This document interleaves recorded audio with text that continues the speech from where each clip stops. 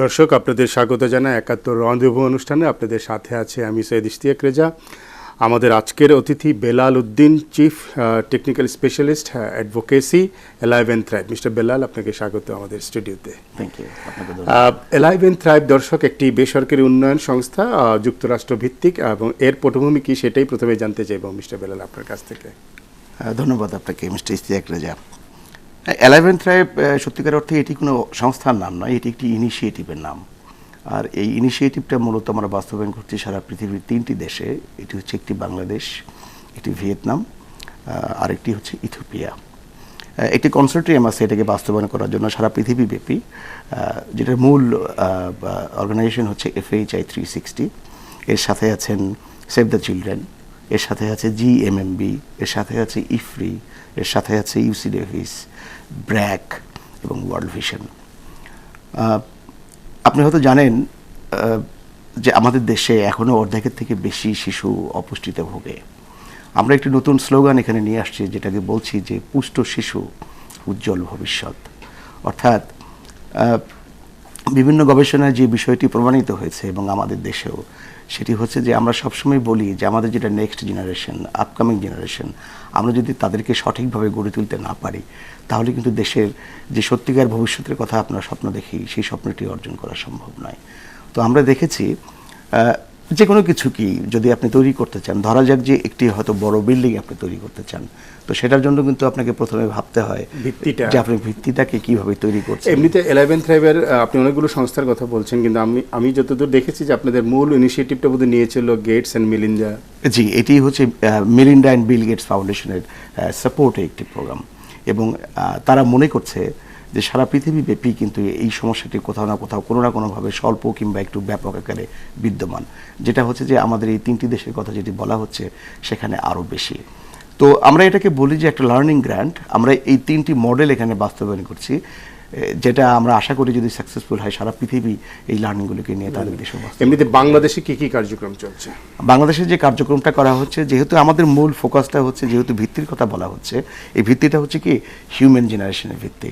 আমরা বলছি যে 0 থেকে 24 মাস পর্যন্ত শিশুদের সঠিক পুষ্টি নিশ্চিত করা। বিভিন্ন গবেষণায় প্রমাণিত যেটা হয়েছে সেটা হচ্ছে যে আমরা যদি 0 থেকে 24 মাস পর্যন্ত শিশুদের সঠিক পুষ্টি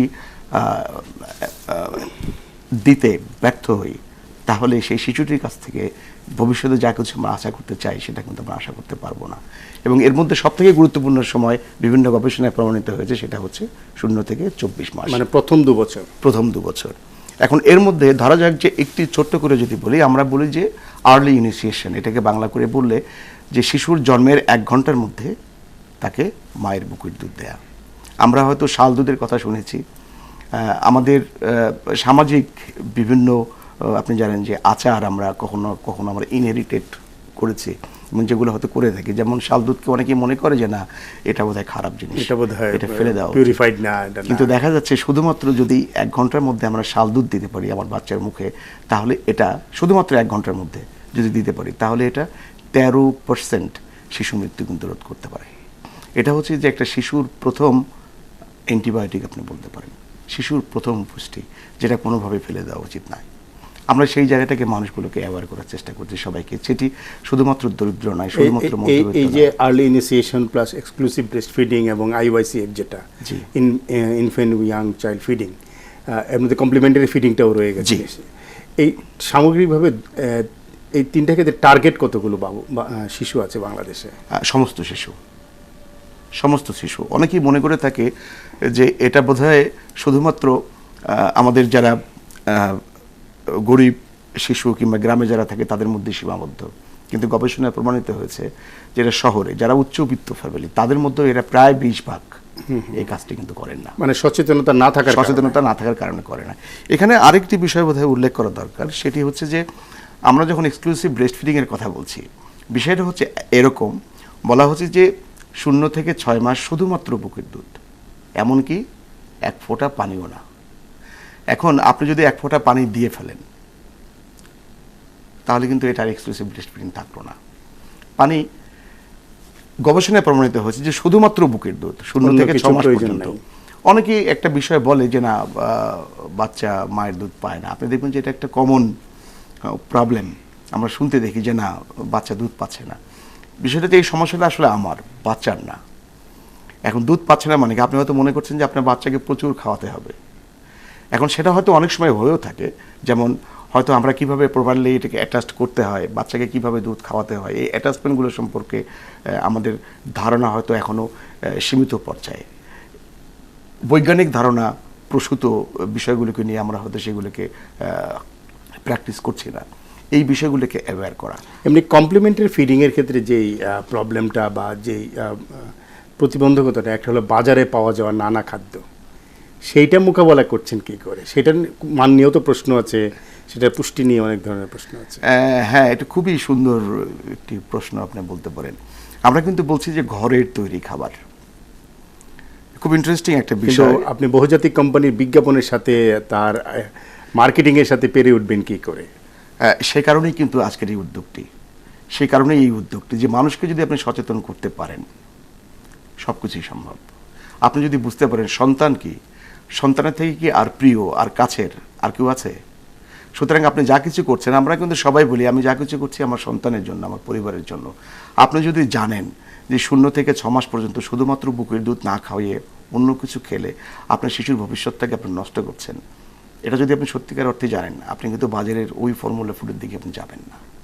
আপনি যদি জানেন যে বাজারে যেগুলো খাদ্যদ্রব্য পাওয়া যাচ্ছে, কিন্তু আমরা যেগুলো পাচ্ছি সেগুলোর মধ্যে অনেকগুলোই আছে যেগুলো হচ্ছে আপনি শিশুর ভবিষ্যৎকে নষ্ট করে ফেলবে, শিশুর স্বাস্থ্যকে নষ্ট করে ফেলবে, শিশুর পরিপূর্ণ বিকাশকে নষ্ট করে ফেলবে। এই বিষয়টা যদি আপনি সত্যিকার অর্থে জানেন, আপনি কিন্তু সেদিকে যাবেন না। আমরা কিন্তু সেই কাজটাই করছি, বিভিন্ন দিক থেকে। শুধুমাত্র যে আমরা এই কিছু ম্যাটেরিয়াল ডেভেলপ করেছি এমন কিন্তু নয়। আমরা এই কাজটা করছি, আমরা দেখছি যে কারা কারা এই বিষয়টির সঙ্গে ইনভলভ, যারা কন্ট্রিবিউট করতে পারে এই উদ্দেশ্যটাকে কিংবা এই লক্ষ্যটাকে অর্জন করার জন্য। সেখানে আমাদের ডক্টর কমিউনিটি আছে, সেখানে মিডিয়া কমিউনিটি আছে, সেখানে প্রাইভেট সেক্টর আছে, সেখানে শিক্ষক শিক্ষিকারা আছে। অর্থাৎ আপনি বলতে পারেন যে সমস্ত স্টেক হোল্ডার, মানে এটাকে শুধুমাত্র যদি আপনি একটি স্বাস্থ্যগত ইস্যু হিসেবে চিন্তা করে দেখেন, তাহলে হয়তো আমরা এটা। আপনি শুরুর দিকে একটা বলছিলেন যে যেই লার্নিং এক্সপিরিয়েন্সটা আপনাদের হচ্ছে সেইটা মেইন স্ট্রিমে নিয়ে আসার একটা চেষ্টা আপনারা করছেন, কিংবা মেইন স্ট্রিমে আসুক এই চাওয়াটা আছে। বাংলাদেশের মতন একটা দেশে এই পুরো প্রক্রিয়াটা মেইন স্ট্রিমে আসাটা কতটা সম্ভব এবং করতে গেলে কী করতে হবে? খুবই সুন্দর। আমার মনে হয় যে একটি বিষয় আপনি লক্ষ্য করে দেখবেন যে এখন আগে পুষ্টি ন্যাশনাল নিউট্রিশন প্রোগ্রাম এই কার্যক্রমের মধ্য দিয়ে কিন্তু চলতো, কিন্তু এখন কিন্তু এটা already it is main streamed. সরকার একটি উদ্যোগ করেছে যেটাকে বলা হচ্ছে NNS, ন্যাশনাল নিউট্রিশন সার্ভিসেস। এটি একটি মেইন স্ট্রিম উদ্যোগ, অর্থাৎ সরকারের যে এক্সিস্টিং হেলথ সিস্টেম কিংবা আরও অন্য সিস্টেম আছে এর মধ্যে কি এগুলোকে ইনবিল্ড করা। গভর্নমেন্টের একটা ন্যাশনাল পুষ্টি কার্যক্রম আছে, সেটার আওতায় এই প্রোগ্রামটা। জি, মূলত সেটার আওতায়, একটা প্রবলেম আমাদের দেশের মতন তৃতীয় বিশ্বের দেশগুলোতে যেটা বেশি দেখা যায়, স্টান্টিং অফ বেবিজ, যেটা বাচ্চাদের ছোট হয়ে যাওয়া, খর্ব হয়ে যাওয়া, এই মূল কারণগুলো কোন জায়গায়?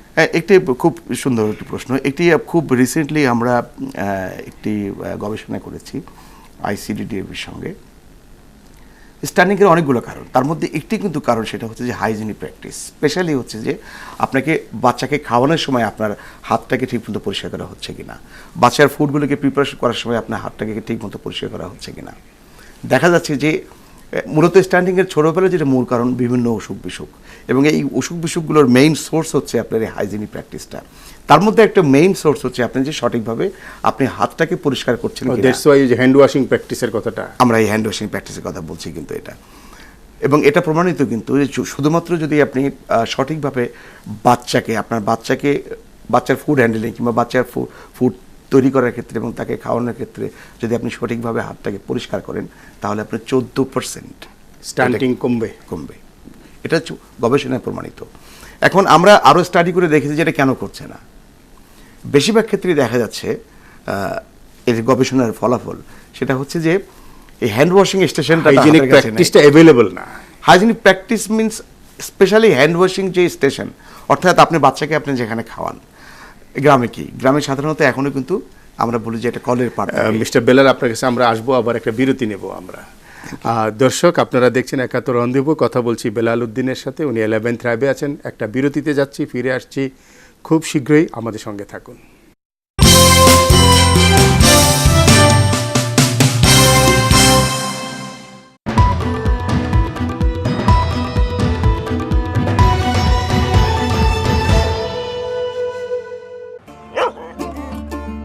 টনি ভাইরা চিনি কেনেন না, পাশের বাসায় চিনি আনতে গিয়ে লজ্জায় জমে যান, এতেই রেনি আপু ঠান্ডা লাগে। চিনি টনি ভাই খুশি। টনি ভাই একটা পিঁপড়া, যেতেই থাকেন, রেনি আপাও চিনি দিতে হাজির, তাই ঠান্ডাও কাটছে না। চিনি চিনি খুবই রহস্যময়। সেদিন ঘটলো উল্টা ঘটনা। আন্টি ঠান্ডা আর টনি ভাই থমকে কাঠ। কি চিনি? বারবার কষ্ট করো, এবার হোলসেলে নাও। এত চিনি তবুও মন খারাপ। সব হোলসেল ভালো না, কিন্তু গ্রামীণ ফোন হোলসেলে ন্যূনতম 25 টাকা রিচার্জ করার সাথে সাথে 4 কোটিরও বেশি জিপি নাম্বারে কথা বলুন প্রতি 10 সেকেন্ড মাত্র 7 পয়সায়। এই সুবিধা পেতে স্টার্টন লিখে ফ্রি SMS করুন 9999 নাম্বারে। গ্রামীণ phone. Food grade PET bottle with screwing cap. Water purified in 6 stages, ensuring absolute purity. The splashing of water, life depends upon it. Mum, crystal clear natural drinking water. You can depend upon it. Mum, it comes naturally. রাজুকে নির্দেশনা অনুযায়ী প্রাকৃতিকভাবে গড়ে ওঠা বন্যামুক্ত জমিতে গড়ে উঠছে দূষণমুক্ত একটি আধুনিক শিক্ষানগরী। যা দেখছেন সবই বাস্তব, দামও সাধ্যের মধ্যে। প্রকল্পটি আপনাদের সুপরিচিত।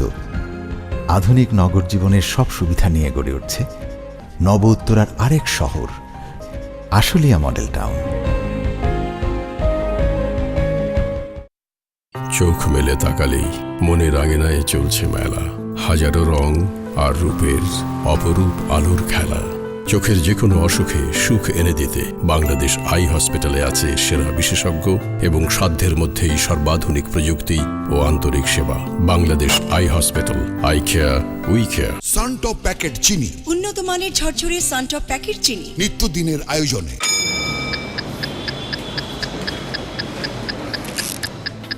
এখন 450 গ্রাম হরলিক্স জার বা প্যাকের সাথে এক্সাম বোর্ড ও স্কেল ফ্রি। চুলের যত্নে আমি ভীষণ সচেতন। হঠাৎ অতিরিক্ত চুল পড়া শুরু করলো। লিজান হেয়ার লস অফ মাত্র 1 মাসে 10 দিন ব্যবহারেই চুল পড়া একদম বন্ধ। আমারও তো একই সমস্যা। লিজান হেয়ার লস অফ, নতুন চুলও গজাবে। লিজান হেয়ার লস অফ সম্পূর্ণ হার্বাল উপাদানে তৈরি হেয়ার ক্রিম, 100% চুলের প্রোটেকশন।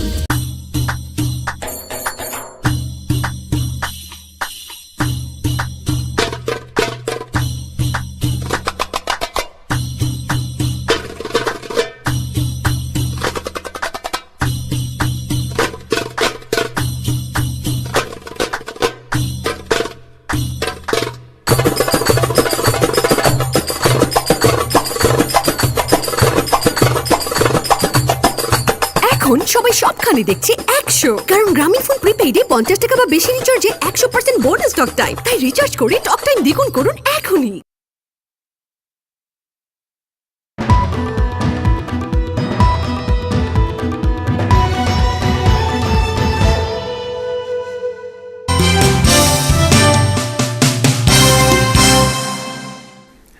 আরেকবার স্বাগত 71 অধিব অনুষ্ঠানের সঙ্গে থাকার জন্য ধন্যবাদ। কথা বলছি বেলাল উদ্দিনের সাথে অ্যালাইভ এন্ড থ্রাইভের।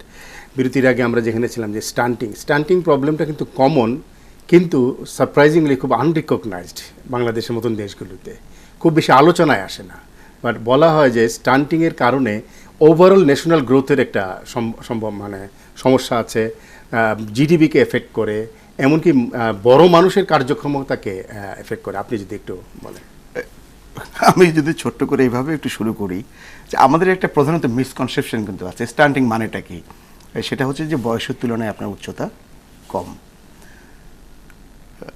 আমাদের সমাজে একটা বিষয় আছে, সেটা হচ্ছে আমরা কিন্তু অনেক সময় মনে করি যে খাটো মানুষের বুদ্ধি বেশি। এটা কমন ধারণা, হুইচ ইজ অ্যাবসলিউটলি রং। স্টান্টিং মানেই হচ্ছে যে আপনার রোগ প্রতিরোধ ক্ষমতা কমেছে, আপনার কমে যাবেই। স্টান্টিং মানেই হচ্ছে যে আপনার কর্মদক্ষতা কমে যাবে, কাজ করার স্পৃহা কমে যাবে, কাজ করার শক্তি কমে যাবে। যদি এত কিছু কমে যায়, তার মানে কি আপনি যেটা অর্জন করতে চান সেটাকে আর অর্জন করতে পারবেন না। ঠিক আছে, আপনি যদি আরও ছোটো করে দেখেন, স্টান্টিং মানে আপনি খাটো একটু, আপনার বয়সের তুলনায় ওজন কম। বাংলাদেশে এখন ক্রিকেট খেলা হচ্ছে, আপনি দেখবেন যে এই ক্রিকেটে কিন্তু আমাদের একটা বড় আমি বলবো যে ড্রব্যাক, সেটা হচ্ছে যে আমাদের উচ্চতা কম। আমরা বল করতে যাই অথবা ব্যাট ধরতে যাই, যা কিছুই করতে চাই, হ্যাঁ, এখন আপনি বলতে পারেন এরকম যে সচিন টেন্ডুলকার তো অত বেশি লম্বা না, সে তো ছোট। আমি আপনাকে বলবো সচিন টেন্ডুলকার আজকের থেকে আরও হয়তো 100 ভাগ বেশি করতে পারতো যদি ওনার উচ্চতাটা সেই পর্যায়ে থাকতো। আর একটি গবেষণায় প্রমাণিত যে সেটি হচ্ছে যে এই প্রবলেমটার কারণে শুধুমাত্র আমাদের দেশে জিডিপির আয় কমে যাচ্ছে 2 থেকে 3%। এটি কিন্তু খুব কম কথা নয়। আপনি খেলাধুলার কথা বেশি করে বলছি এই কারণে এটি চোখে পড়ে বেশি। আপনি যদি ফুটবলের কথাও চিন্তা করেন, যখন আমাদের দেশের লোকজন খেলতে যায়, এটা কিন্তু কমনলি মানুষ বলে যে আমাদের শারীরিক উচ্চতা কম। শারীরিক উচ্চতা কম হওয়ার কারণেই কিন্তু আমাদের চিন্তা শক্তি মূলত রিলেটেড উইথ নিউট্রিশন, মূলত আপনি রিলেটেড উইথ এমনিতে শিশুদের যে বিনিয়োগ, শিশু খাতে যে বিনিয়োগটা নেশনের, আমাদের দেশে সেই ক্ষেত্রে বিনিয়োগটা খুব বেশি নেয়। But what is the relationship between investment in children and investment in development? আমি যদি এভাবে বলি যে আপনি শিশুর প্রতি, শিশুর পরিপূর্ণ বিকাশের প্রতি ইনভেস্ট করছে মানেই কিন্তু আপনি ডেভেলপমেন্টের জন্যই আপনি বিনিয়োগ করছেন। আপনি যদি পরিবারের কথা চিন্তা করেন, ধরা যাক আমি যদি এভাবে বলি, আল্লাহ না করুক হয়তো কখনো আপনার বাচ্চা কিংবা আমার বাচ্চা একটা কিছু করে ফেললো যার কারণে আমার মনটা খারাপ হলো, তখন কিন্তু আমি বলে ফেলি যে আমি এত কষ্ট করি কার জন্য? আমি সকাল 7টার দিকে অফিসে আসি, রাত সন্ধ্যার পরে অফিসে যাই, এই কষ্টগুলো করি কাদের জন্য? আমরা কিন্তু আমাদের সন্তানদের দিকেই কিন্তু আমরা পয়েন্ট করে কথাটা বলি। তার মানে হচ্ছে কি যে আমরা পরিপূর্ণ ইনভেস্টটা এখানেই করতে চাই, এই কারণে যে আমরা জানি এরাই হচ্ছে শুধুমাত্র আমার পরিবারের ভবিষ্যৎ নয়, আমার দেশের ভবিষ্যৎ। আমি বলবো যে বাংলাদেশে যে খুব বেশি বিনিয়োগ হচ্ছে না তা কিন্তু নয়, কিন্তু এটা আরো বাড়াতে হবে। অর্থাৎ এই জায়গাগুলোতে সব থেকে বেশি নজর দেওয়া দরকার। আপনাদের যে এফোর্টটা আছে প্লাস এই ধরনের অর্গানাইজেশন বা রাষ্ট্রীয় যে এফোর্ট আছে এর সাথে প্রাইভেট সেক্টরের ইনভলভমেন্টটা খুব জরুরি। মানে এনজিও প্রাইভেট সেক্টর কোঅপারেশন সম্পর্কে অন্তত এই ক্ষেত্রে আপনার কাছে কি মনে হয় যে কোন জায়গাটা জরুরি খুব বেশি? যদি আপনি আগের কথা বলেন ওইভাবে, কেন জানি এনজিওদের সাথে প্রাইভেট সেক্টরের আসলে ওইভাবে খুব একটু বেশি সিনক্রোনাইজেশন হয়নি, কিন্তু পৃথিবীর অন্যান্য দেশে কিন্তু খুব বেশি। এই কারণে পৃথিবী একটু বেশি এগিয়ে গেছে, আমরা হয়তো বা ওই জায়গায় এগোতে পারিনি। আমি ভুলও হতে পারি, হয়তো বা। যদি যুক্তরাষ্ট্রের কথাই ধরি, সবগুলো বেসরকারি কার্যক্রমের সাথেই প্রাইভেট সেক্টর আছে। শুধু যুক্তরাষ্ট্রের কোনো, আপনি যদি পাশাপাশি আমাদের পাশের দেশে আপনি যদি ভারতের কথাও চিন্তা করেন, সেখানে কিন্তু প্রাইভেট সেক্টরের সঙ্গে তাদের একটা অর্থাৎ যুগপৎভাবে কাজ করার যে ব্যাপারটি, এই যে কিছুক্ষণ আগে আমি যে বললাম স্টান্টিংকে অ্যাড্রেস করতে পারে কি, সেটা হচ্ছে ধরা যাক যে হ্যান্ড ওয়াশিং স্টেশন আপনার হাতের কাছে থাকবে যেখানে আপনি আপনার শিশুকে খাওয়াবেন। এখন এই হ্যান্ড ওয়াশিং স্টেশন মানে কি আপনি হাতের কাছে একটা নতুন করে কল ইনস্টল করবেন? তা তো নয়। কুয়া ইনস্টল করবেন? তা তো নয়। আপনি কি করবেন? আপনি দেখা যাচ্ছে একটা প্লাস্টিকের বালতি যেখান থেকে একটা ট্যাপ লাগানো থাকবে যেখান থেকে পানি করবে, এটা কে করবে? এনজিওরা করবে। এখন প্রাইভেট সেক্টর এখানে কিংবা সাবানটা এটা কে করবে? আমি বলছি না যে প্রাইভেট সেক্টরের সাথে একবারে খুব একটা বেশি কিছু হচ্ছে না তা না, আমরা বলি যে দুজনের সাথে যদি একসাথে না কাজ করা যায়, এটাকে প্রাইভেট সেক্টর ফান্ডই তো আলটিমেটলি ডেভেলপমেন্ট ফান্ড। অবশ্যই। আমি যদি কিছুদিন আগে আমাকে খুব ইমপ্রেস করে একটি অ্যাডভার্টাইজ আমি দেখি, সেটি হচ্ছে যে এই হাত ধোয়ার ক্ষেত্রে 5 বার দেখাচ্ছে আমাদের একটি প্রাইভেট সেক্টর। আমি সত্যিকার অর্থে এটা খুব অ্যাপ্রিসিয়েট করছি। যদি যারা আমরা অ্যাওয়ারনেস নিয়ে কাজ করি, যারা বলছি যে আমরা অনগোয়িং ন্যাশনাল ডেভেলপমেন্টে কন্ট্রিবিউট করতে চাই, তারা যদি এদের সাথে বসে এই বিষয়গুলোকে অ্যাড্রেস করতে পারে, তাহলে কিন্তু আজকে যা কিছু হচ্ছে আমরা বলতে পারি যে একটা ব্রেক থ্রু স্টার্ট কিন্তু আমরা করতে পারি। এবং যদি আমরা এখনই এই বিষয়, আমরা নিশ্চয়ই ভাবনা চিন্তা করা হচ্ছে, আমরা নিজেরাও ভাবছি, আমরা প্রাইভেট সেক্টরকে ইনভলভও করছি এই বিভিন্ন কাজের জন্য, কিন্তু আমি বলি যে এটি আরও জোরে সোরে হওয়া উচিত। এটি যত জোরে সোরে হবে তত তাড়াতাড়ি কিংবা তত দ্রুত কিন্তু আমরা আমাদের যে কাঙ্ক্ষিত যে জায়গায় আমরা যেতে চাই সেই জায়গায় আমরা যেতে পারবো। আরেকটা বিষয় হলো যে প্রত্যেকটা প্রকল্পেরই এই যে বেসরকারি উন্নয়ন সংস্থা বলেন, সাহায্যকারী সংস্থা বলেন, তারা যে সমস্ত প্রকল্প হাতে নেয় তার একটা নির্ধারিত মেয়াদ থাকে।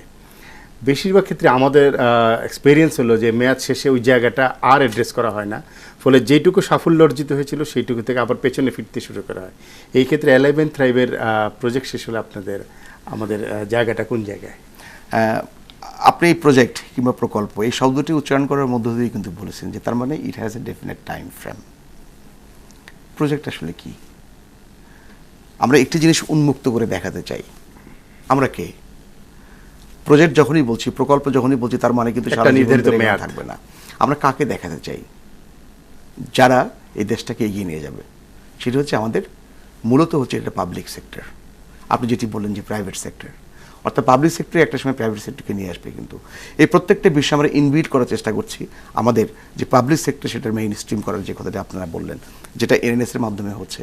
আমরা 11th থ্রাইভ থেকে এখন যা কিছু এখানে করছি সেগুলো কিন্তু সব কিছুই হচ্ছে যে বাংলাদেশ স্বাস্থ্য ও পরিবার পরিকল্পনা মন্ত্রণালয়ের মানে সরকারি বিভিন্ন আইপিএইচ এর নামে যে আপনার যে প্রতিষ্ঠানটি আছে তাদের সঙ্গে কিন্তু করছে, এবং তারা এগুলোকে এন্ডোর্স করছে। তারা এই নিজেদের সিস্টেম অর্থাৎ সরকারি এই এক্সিস্টিং সিস্টেমের মধ্যে কিন্তু তারা এগুলোকে ইনভলভ করছে।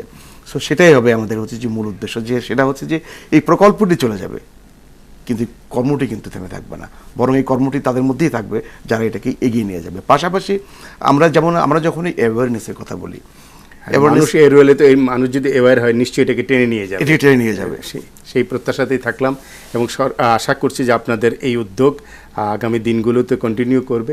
মিস্টার বেলালউদ্দিন, আপনাকে অনেক ধন্যবাদ আমাদেরকে সময় দেওয়ার জন্য। আপনাকেও ধন্যবাদ এবং শুধু দর্শক মণ্ডলীকেও ধন্যবাদ। দর্শক, আজকের মতো ৭১ রাদিবো এখানেই শেষ করছি। দেখা হবে আগামীকাল ঠিক এই সময় ৭১-এর পর্দায় নতুন কোনো অতিথির সাথে। সে পর্যন্ত সবাই ভালো থাকুন, সুস্থ থাকুন, সবাইকে প্রীতি ও শুভেচ্ছা।